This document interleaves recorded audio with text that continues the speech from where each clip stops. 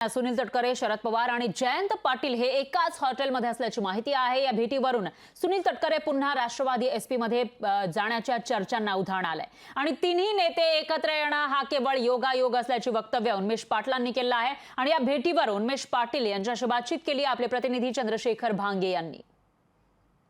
विषय आपल्या समित बोलण्यासाठी राष्ट्रवादीचे मुख्य प्रवक्ते उमेश पाटील जे आहेत, पाटीलजी काय सांगाल?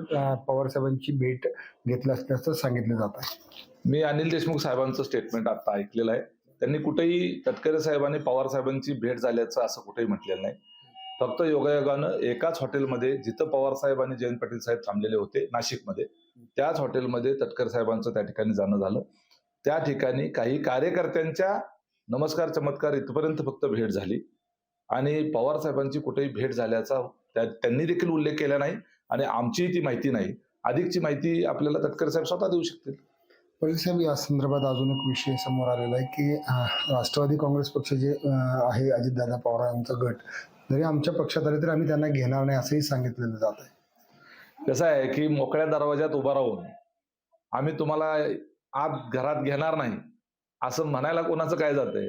मुळात घरामध्ये घ्या असं म्हणायला तुमच्या दरवाज्यात कोण आलेलंच नाही, तर आम्ही तुम्हाला घेणार नाही अशा म्हणण्याचं प्रयोजन काय आणि त्याला अर्थ काय राहतो?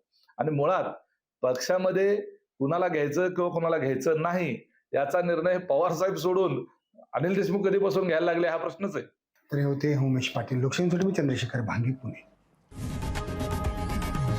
लोकशाही मराठी ऐका, पहा, जागरूक रहा।